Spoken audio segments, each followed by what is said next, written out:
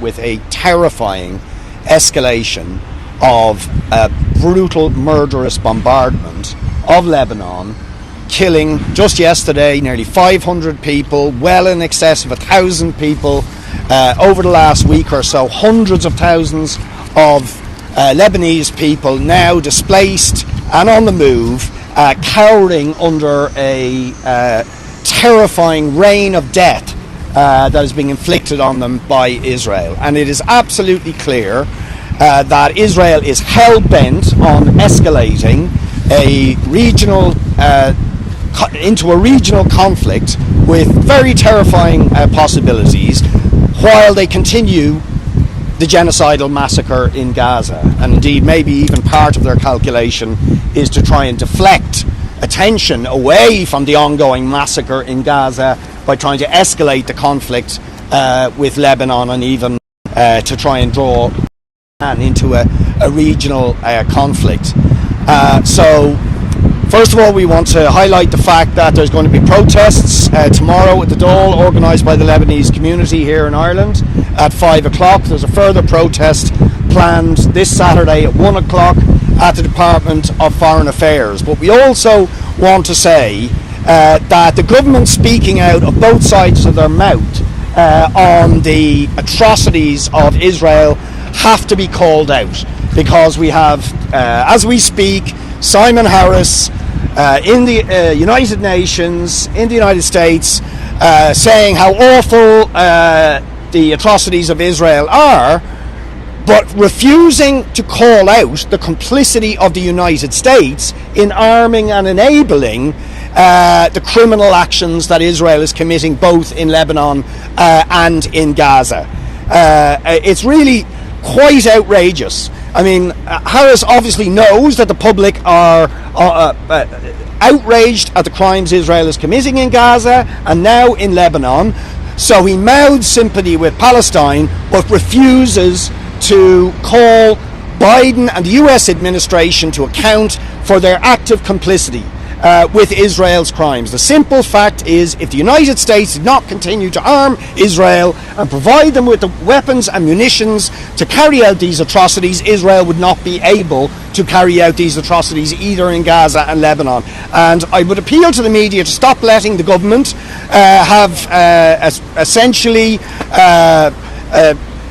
carte blanche to pretend that they are critical of Israel while they continue to remain silent on the complicity of the United States government and other Western governments in arming and supporting and giving impunity to Israel. And also they're turning a blind eye to the munitions of war that have been carried through Irish airspace, possibly or even going through Shannon Airport, only because of the good investigational journalism of the Ditch have the government's statements in the summer, where they said, oh, there's absolutely no question of Israeli munitions going through Irish airspace or going through Irish airports, and now we find out via the Ditch that was absolutely untrue.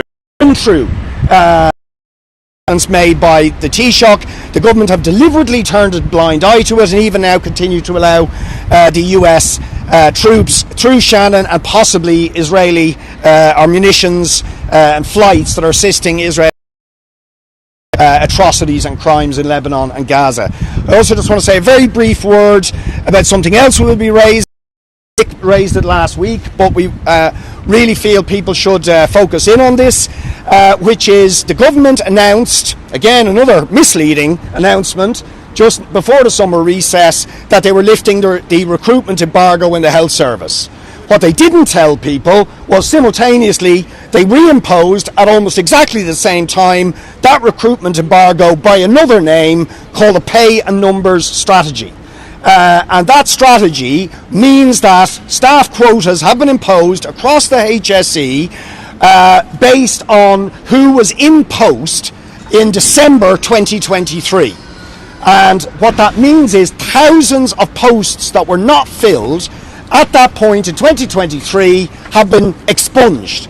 They literally have been disappeared, And the consequence of this is that hospitals hospital workers are now in a very, very serious crisis where unsafe staffing levels are rampant across the health service. The reason I first became aware of this was because multiple workers in St Michael's Hospital in Dunleary contacted me to say there is an absolute crisis threatening the quality of services, that there's no maternity cover, there's no sick leave cover, there's no hiring of anybody, and this is a further investigation with the INMO and other hospitals. We discovered this is happening all over the health service. So there's thousands of posts which are desperately needed in the health service, have been suppressed, and we are now at a critical stage where there's unsafe staffing levels right across the health service because of an embargo that has been reimposed by the Department of Public Expenditure and Reform, and that is endangering patient safety and it's endangering workers in the health service. So we will be highlighting that and demanding that embargo is lifted. In the last couple of days, I think from Simon Harris, we have seen what is going to be the music of the general election. Fine Gael has now been in power for almost 5,000 days. They are responsible for a horrendous housing crisis, more than 14,000 people in emergency accommodation, more than 4,500 children growing up in hotels and other forms of emergency accommodation. They are responsible for that because of their policies which prioritise the profits of corporate landlords and big developers.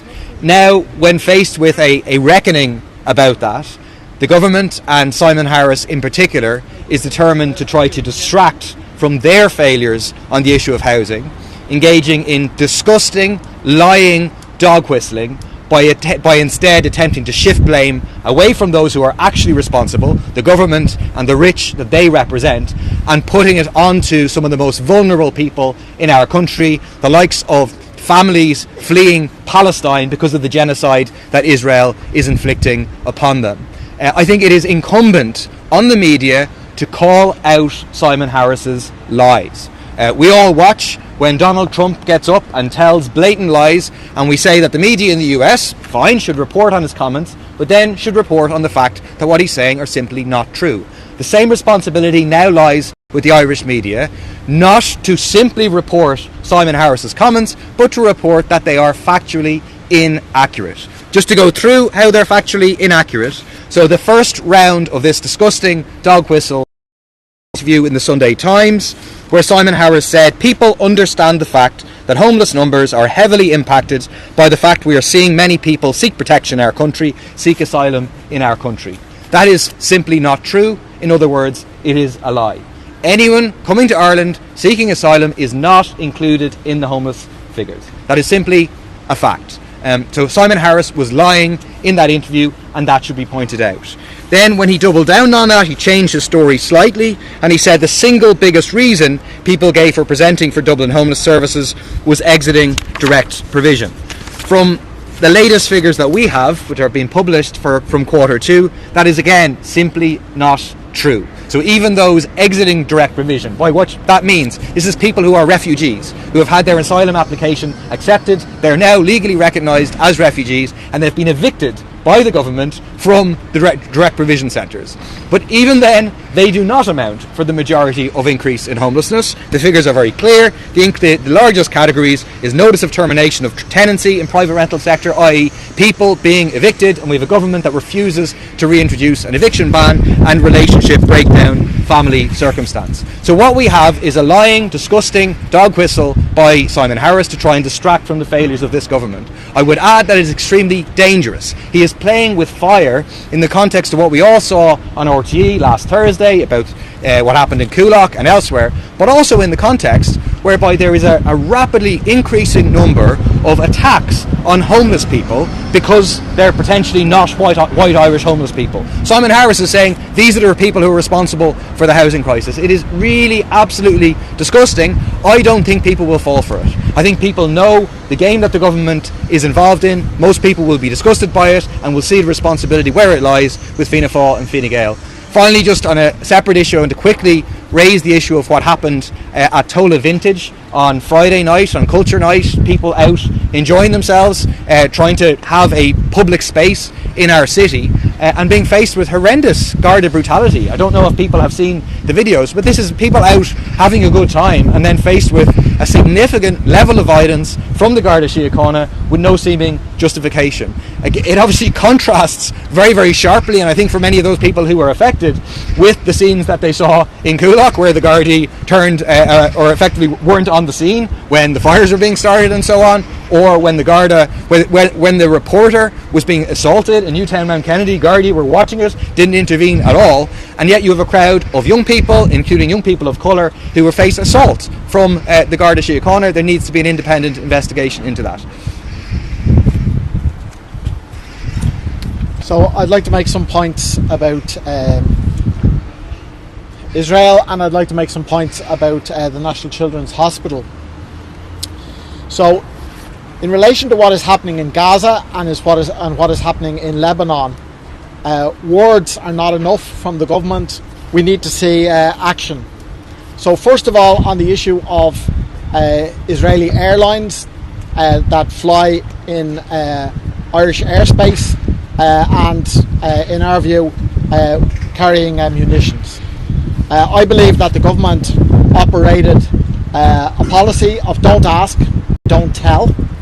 But we now know that there were at least 9 flights over Irish airspace, and there's credible evidence to show, in my view, that these airlines were carrying weapons which were used in a military campaign which saw the death of many women, many children. I see that the Challenge Group, which is the airline in question, are now rerouting their planes and not flying over Irish airspace. I think that in itself is a sure indication that those are not normal flights. And I think that at a very minimum, the Challenge Group of airlines should be banned from flying over Irish airspace.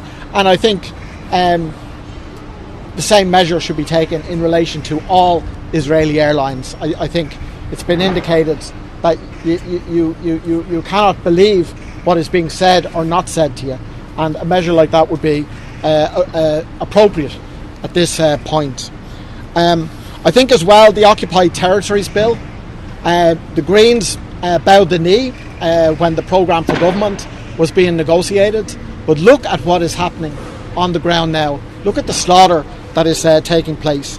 Are the Green Party going to stay in government, sitting in their ministerial positions, while what is happening and the government refuse to pass the Occupied Territories Bill?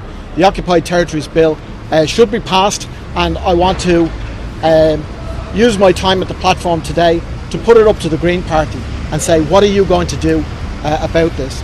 On the issue of BAM are denying the charge that they are, quote, holding the state to ransom, unquote. We believe that BAM are indeed holding the state to ransom. The National Paediatric Hospital Development Board said that BAM are attempting to use every opportunity to get every last euro from the state. Might not be the exact word for word quotation, but that was the gist of it. I think that is very true. BAM are also involved in the situation at the Cork Event Centre, where it's quite possible the state are going to be asked to put €100 million on the table, when the original figure was €20 million, and there's serious questions need to be asked about that as well. But it's not just about BAM. It's about the politicians, the parties and the governments that put BAM in the position where they were able to do this. Who signed the contracts? Who pushed the contracts through? Simon Harris. Leo Varadkar's fingerprints are on that. Stephen Donnelly, Fianna Fáil and Fine Gael. And this whole episode underlines the clear need for the establishment of a state construction company. Right? Why would BAM not try and extract every euro from the taxpayer? That's what they do. That's what for-profit construction companies do. And Simon Harris, Leo Varadkar, Stephen Donnelly, they know that. The only way that you avoid this type of a scenario is that you take the maximisation of profit out of the building out process. And the way to do that is the establishment of a state construction company, which we also need for social and affordable housing, and should be funded from some of the Apple billions. So I'll leave it at that. Is that okay? Yeah.